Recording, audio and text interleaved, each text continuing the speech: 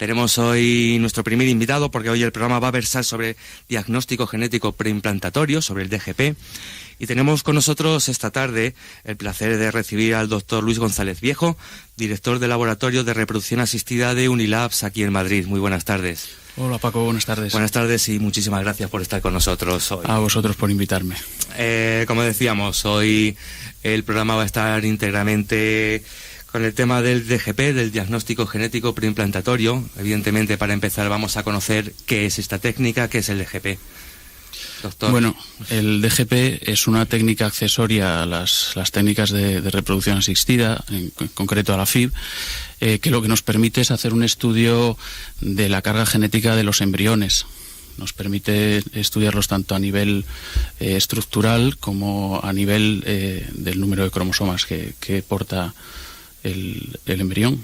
Una técnica, entiendo, no rutinaria, porque no es algo que se haga en todos los ciclos ni a todos los pacientes, con lo cual, ¿en qué casos estaría recomendado aplicar esta técnica? Bueno, es una técnica que principalmente, y lo más importante para sacarle el máximo rendimiento, es aplicarla en los pacientes para los que está indicada, ¿vale? Es una técnica muy específica que requiere de la manipulación del embrión y que, bueno, pues nos tiene que aportar un beneficio frente a esa manipulación que va a poder perjudicar al embrión en el caso de que no le demos un beneficio. Uh-huh. Porque es una técnica, como estamos diciendo, complementaria. Exactamente. Es una técnica en la que, bueno, en el caso del screening de aneuploidías, lo que nos va a permitir es ver si la carga genética en cuanto al número de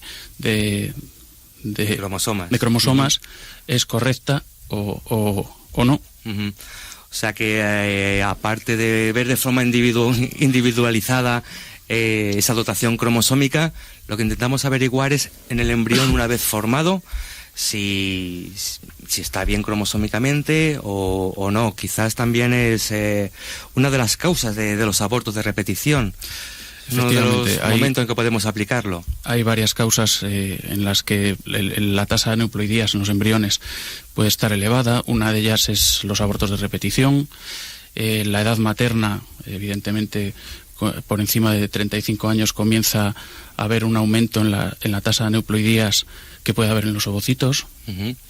El fallo de implantación son algunas de las causas que bueno, estaría indicado la realización de diagnóstico genético. Acogiéndose también a esta técnica, hay mucha gente que piensa, sabemos que está prohibido por ley en nuestro país, pero que se puede hacer selección de sexo. Bueno, de hecho, se puede seleccionar el sexo, se puede sexar el embrión.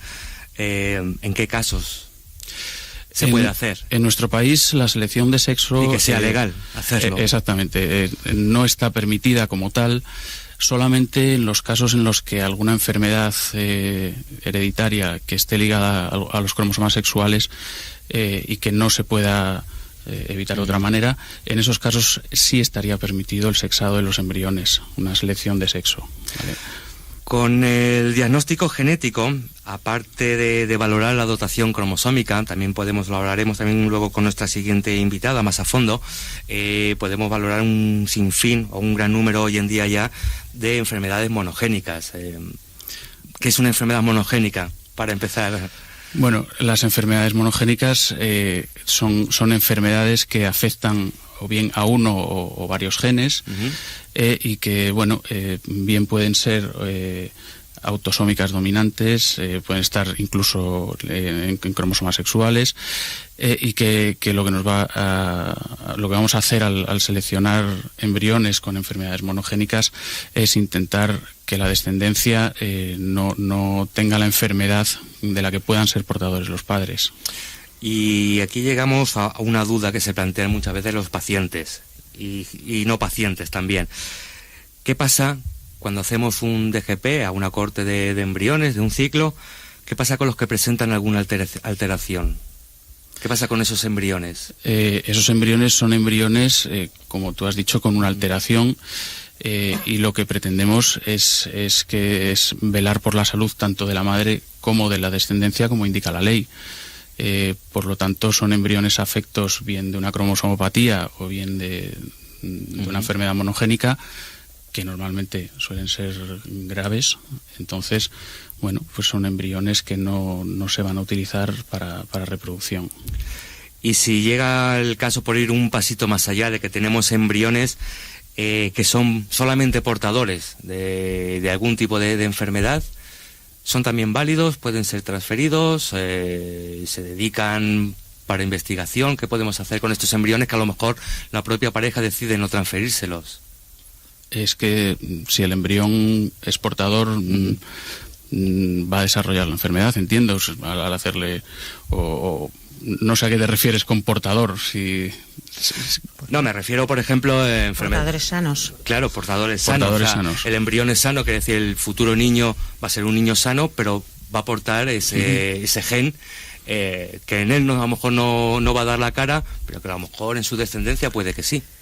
Quiere decir, a lo mejor esa pareja prefiere no tener un niño que, aunque esté sano, sea portador de esa enfermedad. Es que pues a ver, Esther es más conoce más el tema. Vamos pero... a aprovechar también ya para presentar, que será nuestra siguiente. Es Esther, la doctora Esther Fernández, directora de Geniality, diagnóstico genético. Muy buenas tardes y muchas gracias también por estar hoy con nosotros. Buenas tardes, Antonio. Pues mira, Paco, perdona. Mira, vamos a ver, como tú bien has dicho, los embriones que son portadores sanos de una patología se transfieren igual que aquellos que son embriones sanos que no portan ninguna alteración.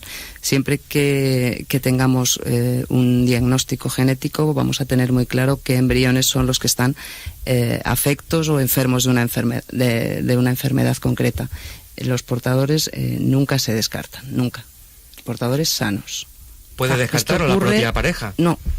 Esto ocurre en las enfermedades recesivas, que son los dos miembros de la pareja los que llevan una alteración en un gen. Y tienen un 25% de posibilidades de que sus hijos sean afectos y un 75% de posibilidades de que sean sanos. Dentro de ese 75%, el 50% de ellos van a ser portadores sanos y se transfieren de la misma manera. Los pacientes en ese momento, yo no tengo ninguna experiencia, pero ellos nunca optan por decir de no transferirlos, es algo que ni se contempla. Sí, mira, por ejemplo, en las hemofilias, Esther sabe muchos más casos que yo, pero hacemos muchos casos de hemofilia y en ocasiones tenemos portadoras niñas sanas, que son como la madre, generalmente. Estas niñas, pues bueno, si se quieren embarazar en su madurez sexual, podrán hacerlo sabiendo que tendrán que volver a hacer su diagnóstico genético para detectar aquellos varones afectados. Pero ellos se embarazan con esas niñas, porque esas niñas no tienen ninguna enfermedad. Son portadoras, o sea, transmiten un gen alterado, pero si no se casan con un varón que tenga a su vez el mismo gen, no van a padecer la enfermedad, con lo cual serán sanas. De hecho, puede haber muchas mujeres, muchas niñas hoy en día andando por la calle que se han portado ahí y no lo sepan. Sean normales. Hablábamos antes también sobre los TCGs, los test de compatibilidad genética que se hacen a ambos miembros de la pareja, que me gustaría que nos comentaran un poquito en qué consisten y qué opinión tenéis sobre ellos. Yo, si queréis, os cuento un poco. Estos test nacen en Estados Unidos. Allí se llaman premarital test. Es un poco la idea, ¿no? Una pareja que antes de casarse, decide hacerse un estudio genético de una serie de enfermedades recesivas, que son de las que hemos estado hablando. Tú eres portador, no tienes ninguna sintomatología, pero tienes un riesgo de, si tu pareja también es portador de esa enfermedad, tener un hijo afecto. Entonces, en estos test se recopilan, gracias a la tecnología molecular que ha avanzado tanto en estos años, permite hacer un estudio masivo de 200, de 300, de 400 alteraciones genéticas recesivas que un poco te dan una información muchas veces excesiva de cuál es tu dotación genética. A veces el exceso de información no es buena. A veces. A veces, seguro que a veces el exceso de información no es bueno, sobre todo cuando muchas de esas enfermedades pues son, concretamente aparecen en poblaciones, por ejemplo, en judíos o en otra serie de etnias, que no son estudios que se beneficien todas las poblaciones. Tienen una frecuencia de aparición diferente y muchas de ellas pues es muy complicado. Es más fácil que nos toque la lotería de Navidad que te encuentres con un portador de una patología de esa frecuencia y que tengas una afectación. Pero es verdad que en Estados Unidos todo se plantea de esa manera, un poco a lo grande, y es allí donde empiezan estos estudios. Ahora ya han venido a Europa y creo que somos nosotros los que tenemos que decidir cómo queremos utilizarlos y qué tipo de estudios queremos plantear a los pacientes. Incluso hay quien aboga porque se aplique también estos estudios a los donantes de gametos, y a la posible receptora. Sería un caos total. No sé qué opinión tenéis sobre eso. Yo principalmente lo que creo es que es muy importante la prevalencia que tenga la enfermedad en la población a la que pertenece, sobre todo en la etnia a la que pertenece el donante. Si hay una prevalencia importante en la población, pues como puede ser una beta-talasemia en la población mediterránea, pues es importante hacerla. En el caso de que sean prevalencias muy bajas, no tiene mucho sentido. Hay otro término también muy común cuando una pareja acude al clínico, cuando le aconsejan hacerse un diagnóstico genético, que es el estudio de informatividad. Vamos a ver si entendemos lo que es de forma muy sencillita, que todos seamos capaces de saber en qué consiste este estudio de informatividad y cuándo es necesario llevarlo a cabo. Bueno, este estudio de informatividad es un estudio previo que se realiza a las parejas que van a hacer un diagnóstico genético preimplantacional por una enfermedad monogénica. O sea, solamente se realiza en estos casos. Uh-huh. Cuando la pareja se sabe que es portadora o que tiene en su familia una enfermedad concreta y quieren hacer un diagnóstico genético en los embriones, previamente al diagnóstico y previamente al ciclo de fecundación in vitro se hace este estudio de informatividad. Este estudio consiste en hacer un estudio familiar. No solamente participa la pareja que va a hacer el ciclo de fecundación in vitro, sino también en muchas ocasiones necesitamos que participen pues los padres de ellos o algún hermano.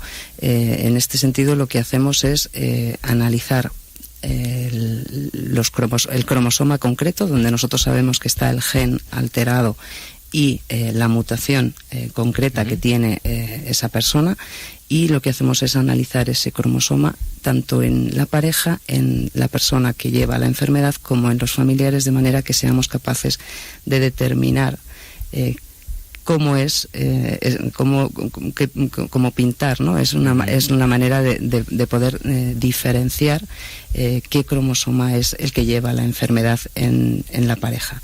Nosotros tenemos 23 pares de cromosomas, o sea, por lo tanto tenemos 2 cromosomas, uno de nuestro padre y otro de nuestra madre. Una vez que sabemos, necesitamos a los padres sencillamente por eso, por determinar cuál de los 2 cromosomas ha venido, ¿no? Si viene del padre o de la madre. Y luego ver qué cromosoma en concreto, si es el del padre o de la madre, es el que lleva la mutación. Cuando ya sabemos perfectamente diferenciar qué cromosoma es el que lleva la mutación, también tenemos que poder diferenciar entre los cromosomas de la pareja, porque es así lo que vamos a analizar en el embrión posteriormente. Este estudio de informatividad lo que nos dice es qué es y cómo vamos a tener que analizar el embrión y qué es lo que esperamos obtener, para estar totalmente seguros de, en ese análisis, de saber si ese embrión lleva la enfermedad o no la lleva. El diagnóstico genético también, una vez que nos metemos dentro del embrión para averiguar cómo es la genética real de ese nuevo niño, esa nueva niña que vamos a obtener, da mucho miedo generalmente en la calle. Mucha gente piensa que es la antesala de la clonación. Mucha gente, sobre todo en el año 96, recordamos, se clonó la oveja Dolly. Surgieron muchos miedos en ese momento. Nuestro principal objetivo en nuestro programa en In Vitro en Libertad es precisamente ese, desterrar todos los mitos y miedos infundados que hay. ¿Cómo lo hacemos en este caso? ¿Cómo desterramos ese miedo que no tiene nada que ver con la clonación? Bueno, yo creo que aquí esto es muy claro. O sea, este diagnóstico lo que nos permite es analizar en parejas que saben que tienen una enfermedad concreta esa patología para evitar transferir embriones que lleven esa enfermedad. Poder seleccionar de todos esos embriones que tienen en un ciclo de fecundación in vitro aquellos que son sanos. No podemos manipular, ni analizar, ni seleccionar por otras causas. Simplemente lo que estamos es buscando una patología concreta que lleva esa familia o esa pareja, y estamos seleccionando un embrión que no la lleva. O sea, no hemos manipulado, ni hemos tocado nada, ni le hemos corregido ningún problema. Sencillamente seleccionamos el embrión que no lleva el cromosoma que porta el gen con la mutación. Yo creo... Sí, quiero doctora. decir que quizás la población entendería mejor que es como una medicina preventiva en el aspecto reproductivo, ¿no? Igual que el que tiene antecedentes familiares de tener un cáncer de colon, un cáncer de mama, pues se hace unas revisiones más periódicas, incluso se sabe que hay genes relacionados con esas enfermedades. Bueno, pues si eres portador de ese gen y tienes cierta probabilidad un poco aumentada respecto a la población normal de padecer esa enfermedad, pues te haces colonoscopias seriadas cada año, cada 6 meses, igual que mamografías. Pues esto llevado a la medicina reproductiva es lo mismo, es hacer una prevención sin manipulación de la aparición de determinadas enfermedades que podemos evitarlas. Eso es un poco el aspecto clínico, ¿no? La parte más interesante es lo de que no hay manipulación. O sea, lo que no hacemos es manipulación. Lo único que es un estudio de la carga genética del embrión, bien a nivel del gen en el caso de las monogénicas, o bien a nivel cromosómico en el caso del screening de nucleoidías. Perfecto, porque eso es lo que pretendía que quedara claro, que no se manipula, no entramos dentro del embrión, no se entra dentro del embrión a manipular lo que hay ahí dentro, sino que simplemente es observar, digamos. Eso es. Pues en este punto de la tarde, 25 minutos sobre las 7, vamos a hacer una pequeña pausa musical. A la vuelta continuamos profundizando un poquito más en este tema.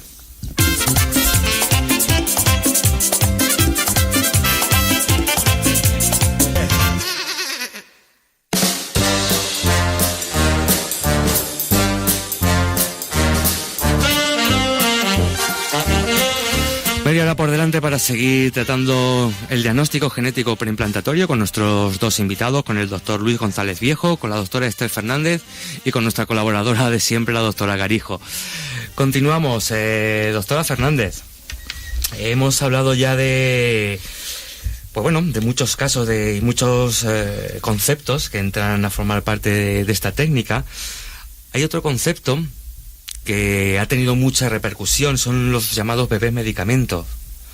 Vamos a ver, doctor González Viejo, tampoco se nos vaya muy lejos, porque vamos a ver exactamente qué es el concepto de bebé medicamento, por qué ha habido tanta polémica, de si es ético o deja de ser ético, y en qué casos se aconseja. Bueno, nosotros tenemos en estos momentos una Comisión Nacional de Reproducción Humana Asistida, que es la que nos autoriza los casos que están dirigidos para la selección. Ya comentamos, además la semana pasada tuvimos aquí la representante hablándonos precisamente de eso. HLA compatibles. Es verdad que hay enfermedades genéticas que los niños que ya están afectos no tienen ningún tipo de posibilidades de curarse, salvo si no se les practica un trasplante de médula ósea.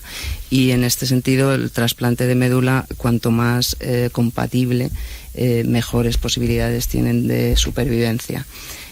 Gracias al diagnóstico genético y a la fecundación in vitro surge la posibilidad de poder seleccionar hermanos, en este caso, de estos niños que están afectos y que tienen una gran probabilidad de no superar esa enfermedad, pues seleccionar hermanos HLA compatibles que además no lleven la enfermedad, y poder utilizar pues o bien la sangre del cordón una vez que ya hayan nacido, o más adelante, dependiendo un poco de la patología o de la edad del niño que tiene que ser el receptor.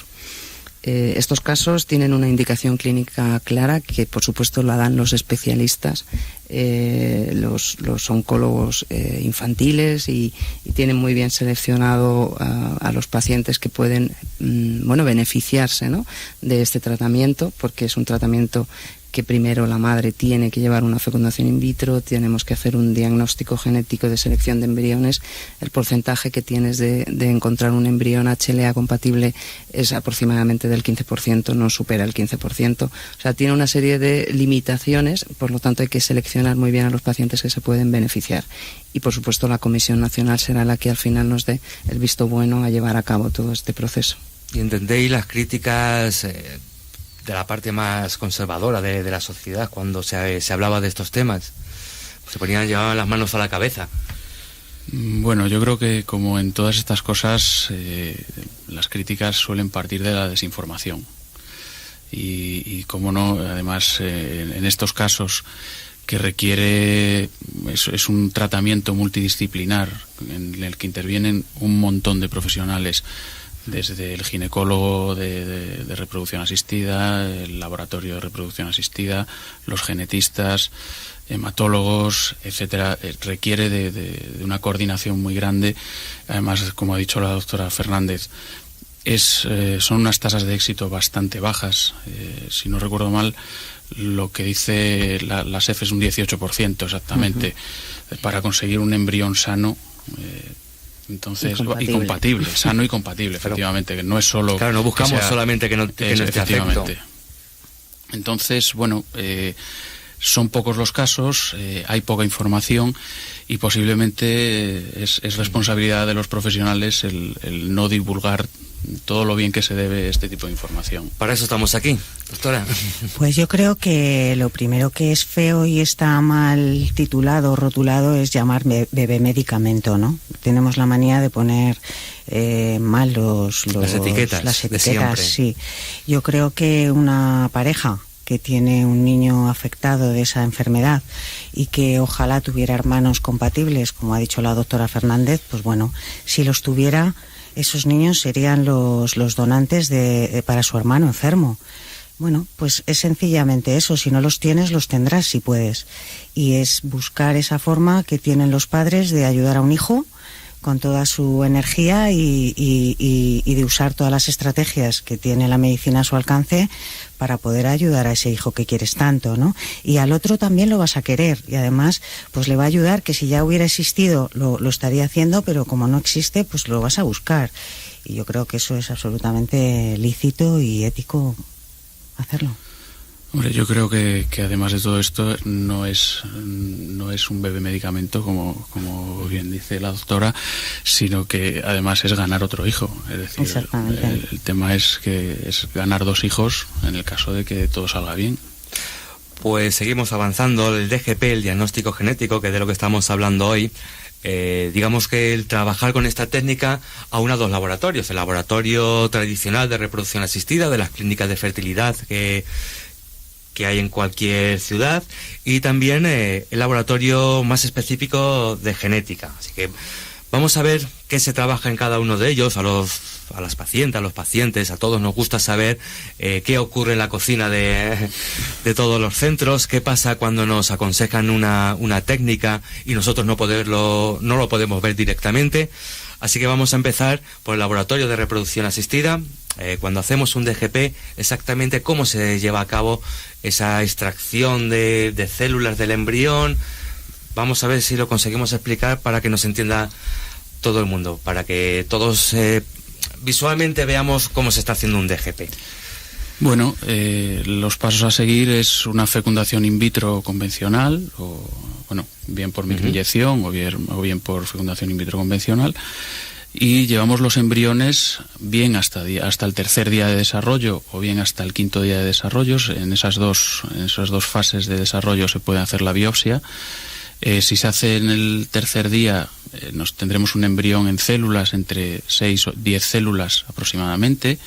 Lo que se hace es extraer una sola blastómera o célula del embrión, y esa célula será la que se estudie. Hay centros donde se saca más de una blastómera, se sacan 2, cada vez menos, y bueno, no es demasiado aconsejable, pero bueno, sigue habiendo centros donde se sacan 2. O sea, lo aconsejable es sacar una. Efectivamente. Cuanto menos toquemos el embrión, cuanto menos lo toquemos, mejor. Y luego la biopsia en día 5 o día 6 en el estadio de blastocisto, que bueno, pues está dando unos resultados bastante esperanzadores frente a la biopsia en día 3. De eso nos puede hablar la doctora Fernández mejor. Que sería, en lugar de sacar una sola célula, estamos sacando un trocito de células del trofectodermo del blastocisto, lo que nos permite, bueno, tener una cantidad mayor de DNA. Y afinar un poquito más también en el diagnóstico. Eso es. Una vez que tenemos esas células recuperadas del embrión, entiendo que son células que no van a afectar al posterior desarrollo de ese embrión. No tenemos riesgo en principio si la técnica está bien hecha. Exactamente. El diagnóstico genético es muy importante que esté realizado por gente entrenada. Es decir, aquí sí que la curva de aprendizaje es importantísima. Un diagnóstico genético nos puede estar ayudando a implementar las tasas de embarazo, pero un diagnóstico genético mal realizado nos puede estar tirando por la borda todo el trabajo y empeorando la calidad embrionaria. Esas células de los embriones que hemos recuperado las vamos a pasar ahora sí al laboratorio específico de genética. Antes de entrar en antena, la doctora Fernández me echaba la bronca por hablar de la fijación de estas blastómeras. ¿Por qué me echaba la bronca? Bueno, lo primero es deciros que nosotros lo que hacemos es llevarnos la célula al laboratorio. El embrión sigue en cultivo en el laboratorio de fecundación in vitro a la espera de los resultados de genética. Y en principio, desde hace ya casi 3 años, podría decir, se utiliza siempre una técnica molecular para hacer el diagnóstico genético de esa blastómera. Si estamos en día 3, tenemos una única célula y nosotros tenemos que manejar esa célula de manera que nos dé toda la información que queremos que nos dé. Tenemos que amplificar muchas veces esa cantidad de ADN que tiene un solo núcleo. Y nosotros tenemos un plazo de 2 días para poder dar el resultado al laboratorio y que los embriones se puedan transferir, si es dentro del mismo ciclo, en día 5. Si la biopsia se realiza en día 5, normalmente lo que tenemos es más cantidad de ADN, como ha dicho el doctor, y entonces siempre nos facilita el trabajo. Vamos a tener más posibilidades de que no quede ningún embrión sin resultados, sencillamente porque muchas veces esa única célula que coges pues no se amplifica lo suficiente como para dar un resultado. Los resultados siempre son fiables, porque si no hay resultado, sencillamente te quedas sin diagnóstico, pero cuando hay un resultado, estos resultados son fiables, independientemente de que partas de una célula o de que partas del trofectodermo. Pero si partes del día 5, normalmente esos embriones tienen que criopreservarse en el laboratorio a la espera de poder obtener el resultado genético, que, como os he dicho, es un intervalo aproximadamente de 2 días. Unas 48 horas más o menos. Una vez que ya tenemos ese material, que ya tenemos ese ADN que vamos a analizar, genéticamente hay distintas técnicas. Vamos a intentar conocer más o menos las más conocidas, por lo menos las que más se suelen escuchar, e intentar también eso que lo entendamos. Una de ellas es el FIS. ¿Qué es el FIS? Bueno, el FIS es una técnica que se ha utilizado, fue la técnica originaria para el análisis de cromosomas en los embriones. ¿Qué ocurre? Que el FIS, pues tenía una serie de limitaciones, solamente te permitía el análisis de aproximadamente 9 pares de cromosomas, y era una técnica que aquí sí que se necesitaba que la persona que trabajara en ella estuviera muy bien entrenada, era un poco independiente, ¿no? En cada laboratorio tenía unos resultados y una manera de realizarse. No había un protocolo estandarizado con esa técnica y era muy dependiente de la persona que la realizaba. Esta técnica fue sustituida a partir del 2009 por la técnica de la RAID CGH. En la RAID CGH lo que nos permite es utilizar... Esa iba a ser la siguiente pregunta. Claro, nos permite analizar los 23 pares de cromosomas que tiene el embrión, Aquí ya no estamos hablando de una posibilidad subjetiva, nos basamos en una serie de, pues de sistemas informáticos que nos ayudan, de una hibridación y de una serie de técnicas y protocolos estandarizados. Todos utilizamos los mismos protocolos en todos los laboratorios que se realizan estos estudios, o sea, no hay una subjetividad y los resultados son totalmente espectaculares, ¿no? Esto en cuanto a que queramos conocer el número de cromosomas que tiene el embrión, si la dotación cromosómica es normal. Pero cuando nosotros queremos analizar una enfermedad monogénica, lo que hacemos es utilizar la PCR.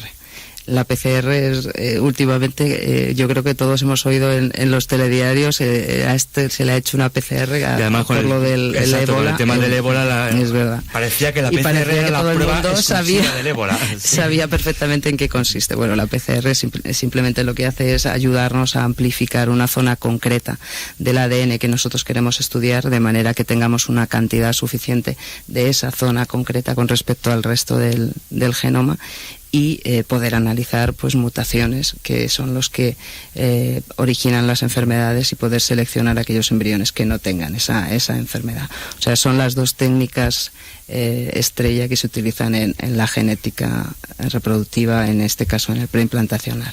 Porque ¿cuáles son las alteraciones cromosómicas más comunes?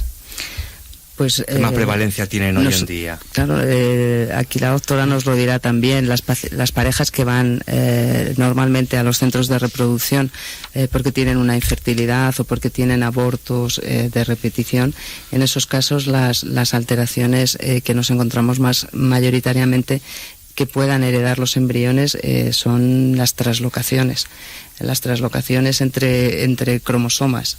Y una persona que es portador de una translocación es totalmente sano y normal, pero lo que ocurre es que un trozo de un cromosoma se le ha ido a otro. Entre ellos ha habido un intercambio de material. La persona que lleva la translocación tiene toda la cantidad que se tiene que tener de ADN, pero ¿qué ocurre con esos cromosomas que han intercambiado el material a la hora de segregar en nuestros gametos, en los óvulos o en los espermatozoides? Hay un desequilibrio, puede producirse un desequilibrio, y ese desequilibrio de que te falta o que ganas una porción de ADN origina que esos embriones tengan alteraciones, tengan aneuploidías, y al final den lugar a un aborto, o a veces implanten y puedan dar lugar a un mal formado. Entonces, en cuanto a alteraciones cromosómicas heredables que nosotros nos podemos encontrar, serían mayoritariamente translocaciones, aunque hay también otra serie de alteraciones como son las inversiones. Son fragmentos que dentro de un mismo cromosoma cambian, se invierten. Se dan la vuelta. Y entonces la persona que los lleva es totalmente sana, pero a la hora de lo mismo de segregar en los gametos, pues pueden tener desequilibrios que originan abortos.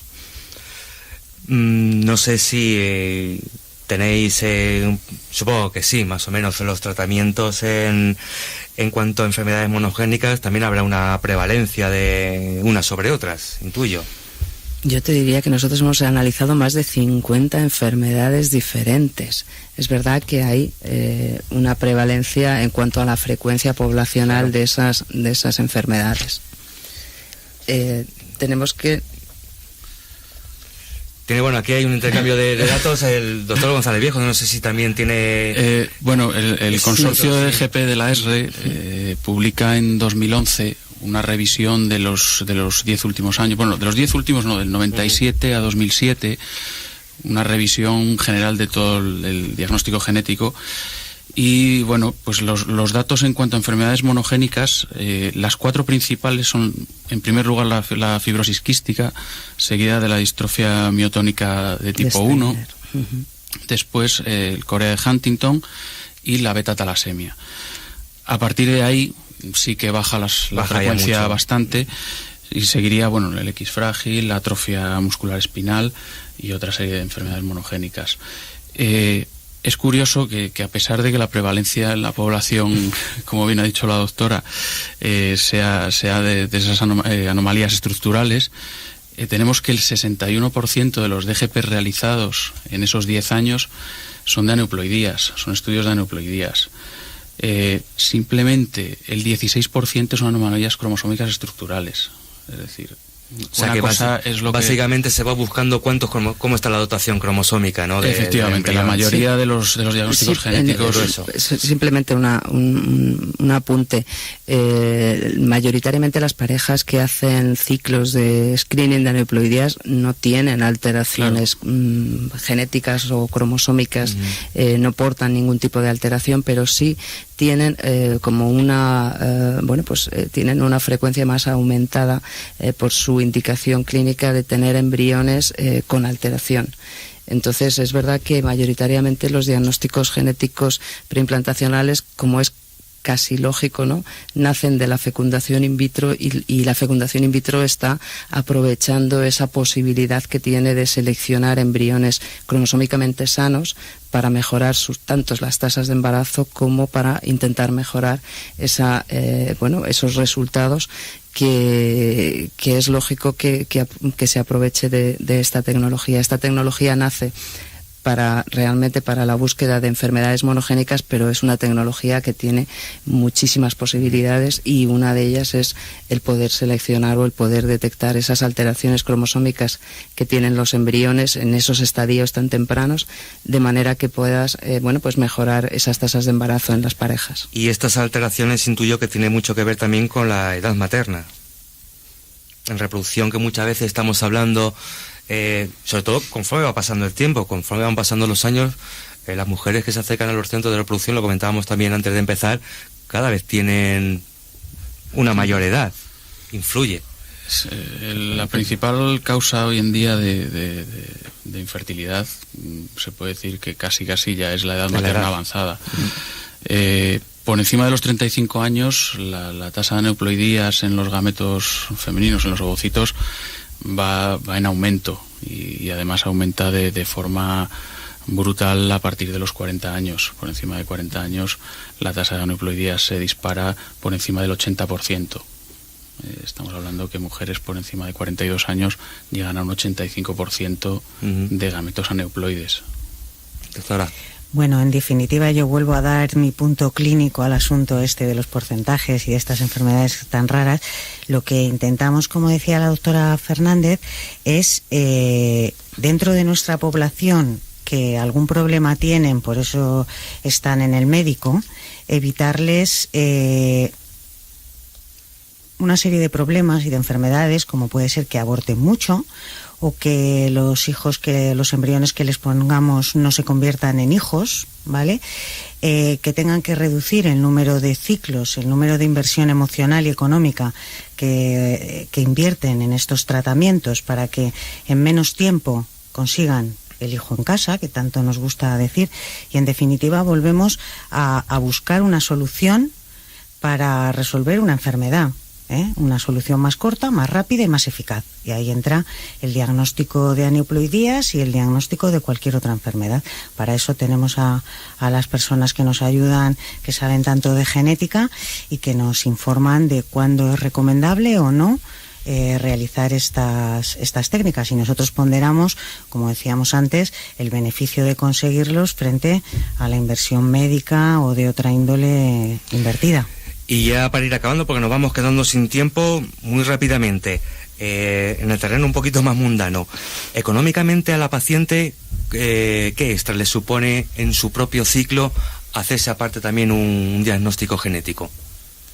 ¿Qué sobrecoste le puede suponer? Pues yo creo que actualmente, dado lo depurado que están las técnicas y lo que han conseguido hacer en menos tiempo y en menos costes, pues yo creo que puede suponer alrededor de unos 2.000, 3.000 euros más a todo el procedimiento. También es verdad que todos nos hemos ajustado dado la crisis y ahora pues están haciendo unos precios por embrión o de una forma mucho más llevadera para esos pacientes. Se han abaratado muchísimo y se han mejorado los resultados, por lo tanto. Yo creo que es importante en este tema, en el tema económico, lo que viene ya inmediatamente, que es la secuenciación masiva. La secuenciación masiva Bueno, de esto nos puede hablar posiblemente mejor la doctora. En cuanto a lo que es la técnica, va a abaratar bastante los costes, o eso parece que puede abaratar bastante los costes de los diagnósticos genéticos. ¿Qué es la secuenciación masiva, doctora? Bueno, pues lo bueno que tenemos es que podemos ir implementando o incluyendo todos los avances tecnológicos a nuestras especialidades, y en este caso a la reproducción. La secuenciación masiva consiste en poder analizar de golpe un número elevado de patologías.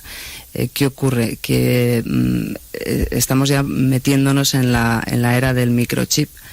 Ahora ya no se utilizan fragmentos concretos de ADN que tú quieres amplificar y que vas centrándote en un punto, sino que tenemos la posibilidad de secuenciar, como su palabra dice, de forma masiva toda la genómica de un individuo, ¿no? Es verdad que estos procesos fueron, pues cuando nacieron fueron muy caros, y podemos hablar ahora de que por $1.000 te puedes secuenciar tú mismo tu ADN y saber cuál es toda tu dotación genética. Esto ahora lo que hay que hacer es poder aplicarlo a los estudios que se están ya realizando. Se están haciendo pues paneles concretos de muchos genes que se conocen, gracias a que ya sabemos cuál es el genoma humano, y entonces de esta manera es una manera de abordar enfermedades de una forma más rápida, y en una misma prueba tú puedes analizar hasta 20 genes que sabes que están implicados en una enfermedad, y puedes diagnosticar a una persona algo que antes era impensable. Tú no le puedes decir a una persona que se secuencie 20 genes uno a uno, porque el coste era tremendo. De esta manera, en un mismo proceso, en una misma reacción, tienes el resultado de mucha información genética. Pues nos hemos quedado sin tiempo, ahora sí que sí. Muchísimas gracias, doctora Fernández, muchísimas gracias, doctor González Viejo, por estar con nosotros.